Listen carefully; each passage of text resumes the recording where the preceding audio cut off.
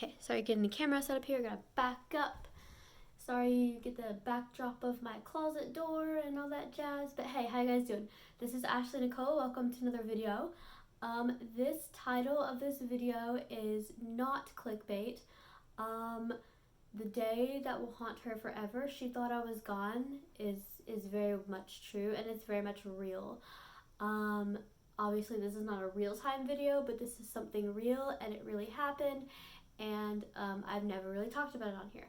As you all, if you don't know, I have epilepsy. I have temporal lobe epilepsy, and it is treated.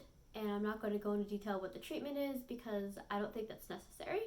However, I am on treatment for my epilepsy, and it does help my seizures. The doctor doesn't know why I have seizures, to be quite honest. He knows what I have. I have the best pediatric neurologist. I really think one of the best in the state, honestly. And if you ask, well, you're in your 30s, why do you see a pediatric neurologist? He works with children and adults, but my body does not respond like a typical adult body would. Yes, I have the mentality, I can have adult friends and all that kind of stuff, but my body does not respond. If you were to give me any type of medicine for anything that a 34-year-old adult would have, I would get really sick. So that is why I see all pediatric doctors for the most part. Back in 2009, and some of this I do remember and some of this I don't, I have talked with my mom and asked her questions, and she's been able to tell me some of this stuff. So I thought I would share it with you guys because I've never really shared this story. And my mom's like, you need to get your message out, you need to share your story, and I'm okay with doing that. I just, sometimes it's hard to talk about. I almost think it's harder on my mom because when you go through stuff, it's kind of routine, you kind of get used to it, and you're like, okay. But I honestly think it's almost harder for others around you to see that happen. Really quick, why am I standing? Because it makes me feel like I'm on stage, and I'm a singer, and I love singing, so, yeah. I'm going to stand and tell you guys this. So back in 2009, my mom and I were at home, and we were getting ready to go to church for the day. And I remember getting out of the shower and telling my mom I didn't feel well. After that, I don't remember much.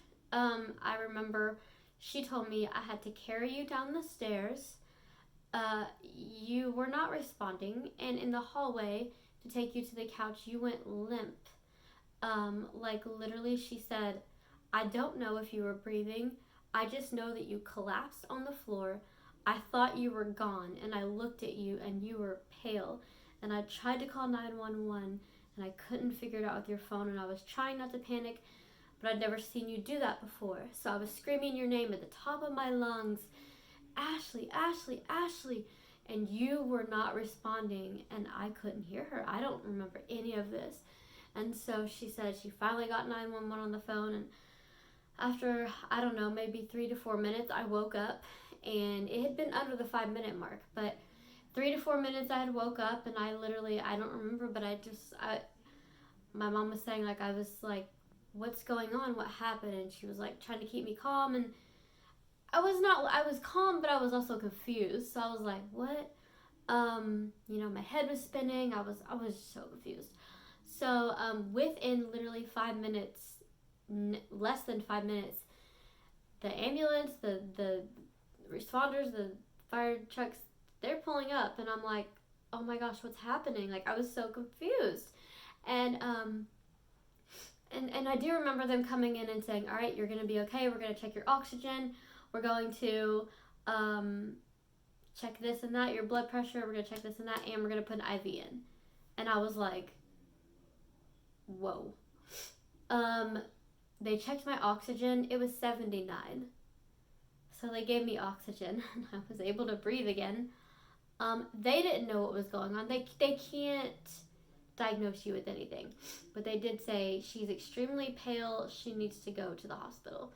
So they put me up in that thing. I don't even know what it's called. That you get in when you get in the ambulance.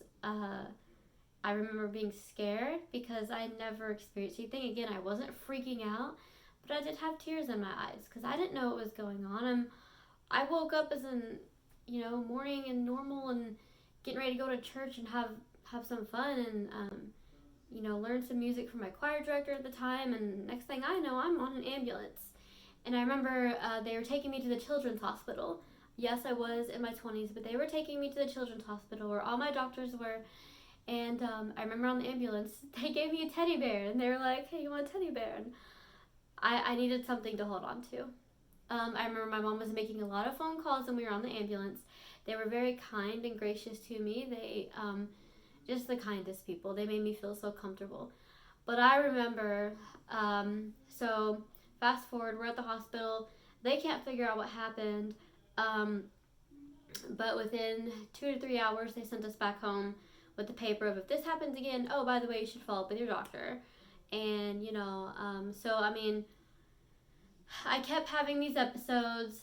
They weren't as bad, but they were happening for the next few months.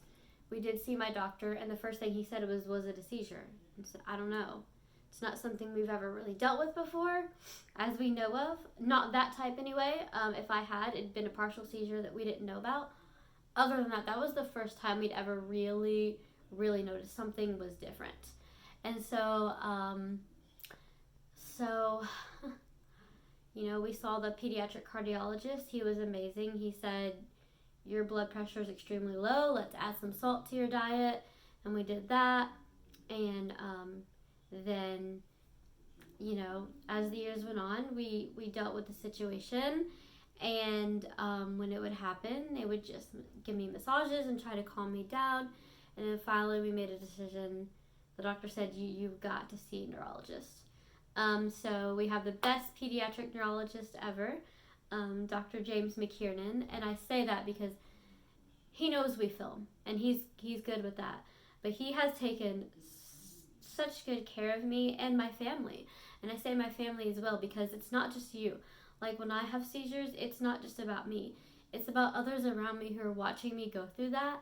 And that's, I think, the hardest part on me is like, yeah, I have a seizure and yeah, I'm in pain and yeah, I'd be upset and yeah, I'd, not feel very well. But I think what makes me feel bad the most is knowing that others around me have to see me go through that. And I don't like that. And I don't think anyone does.